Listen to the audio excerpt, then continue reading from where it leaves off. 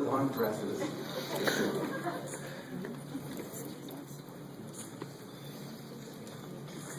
Now, what a lot of you would have difficulty is when you see this in the light and you see these little soft pieces over here. You want to remember that I learned this a long time ago, that if you keep spraying and get them all down, the hair becomes satiny on the top of it. It's not pretty.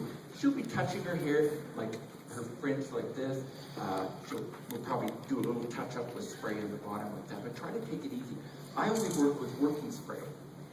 And my finishing spray is way across the room or in a drawer. Because when you do an updo, how many of you grab that can of finishing, you go, oh, that's good, I'm gonna hose that one down.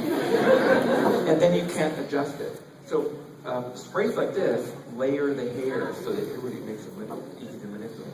Now, what I want to do is give her a nice texture, make her look, young as she is. Okay. They do turn around. They do a count. 1,001, 1,002, 1,003, 1,004, 1,001, 1,002. Great.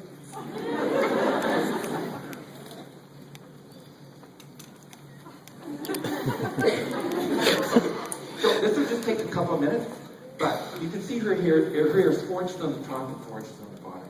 So what I want to do is dress her hair up, and so watch, I'm going to put my fingers 1 inch below the top of her ear, just like that, and angle it up. And I'm just going to clip the top part of her hair up out of the way, and fix the bottom first so that we go up. So I want to take her volume from up here and set it up on the top of her head. Her hair is quite short for this, but you got to remember that when you're planning a wedding, it's just not about the brides and the bridesmaids, it's about the moms and the grams and the people that are coming in from out of town. So if somebody comes into you for a consultation for their wedding, don't be short-sighted. Think about the big picture. Okay, her, the wedding party, people from out of town. I'm really going to profit from this. And people like that. They sometimes just don't think of it. In order to put all this hair up in the back, okay, I'm going to pull it downwards. If you push the hair up like this, no matter what you do, all this pops out. So I'm going to pull the hair down to the very bottom of her head, just like this.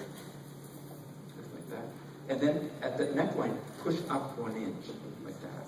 Now, the reason for that pushing up is so that this sits up off the hairline and those little pieces that go in there. So I'm going to lift this up. I'm going to do most of this styling with my fingers. But I'm going to...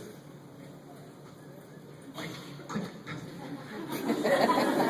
I'm going to slide a big bobby pin up over the whole thing. I'll turn this. Just make sure you get as much hair as you can. Whatever falls out, you get it later. Okay? But see how that bobby pin goes straight up right there, just like my fingers? Then I'm going to take the bobby pin that's at 12 o'clock and grab the end of the bobby, like the feet, and turn that bobby pin all the way around the clock back to 12.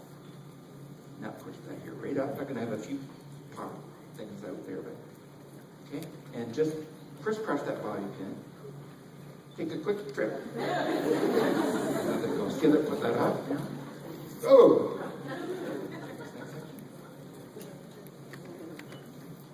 So rather than freaking out, I'm just going to add one more of those little turns right there. Crisscross the bobby pin on the top. What this is for is to change the profile of her head. See how that when that's tucked in across the bottom, all of a sudden your eye kind of goes up like that.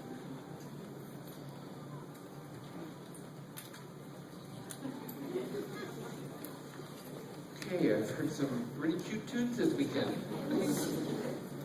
Okay, once we've done that across the neck, I'm going to, that little thumbing movement, and we call this technique thumbing. It's where you're just moving the hair with your fingers and your thumb. But I'm going to start right above that section, and I'm going to work quickly from the bottom up to the top, just because I want to cover up those pins. So let me just get started here. Grabbing the section, turning it over once, and press, press, press, press, press. Bring the hair down over the pins. That's some small ones.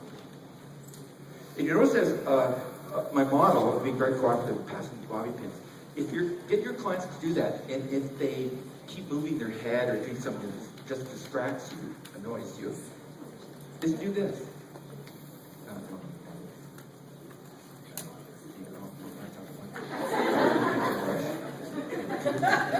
Okay, she is so intimidated right now that she doesn't care whether her hair turns out good or not. She just wants to do a good job.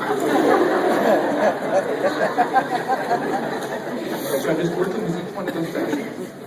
But the trick is, again, okay, this may just seem really repetitive to you, but for me, this is all the kind of hairdressing that I'm liking right at the moment because it's fresh to me and it's really fun to do. And all the clients love it. So I'm just twisting over once, press down, turn it over again, press down. And see a little end I have on my finger? I'm just putting a bobby pin on the end and turning it over and sliding it out. So that movement stays really nice and natural. But controlled and pretty. And you know, as we look at fashion magazines, sort of style sources, what we see mostly now is that sort of bumpy hair that's soft and pretty, not too blown out, not too overdone. So I'm working down the center first. I'll come right back to you here. It's a little bit hard to see where my pattern is, but I'm working right here. Then I'm going to work right here. Then I'm going to work right here. Okay, so I'm going to turn this over.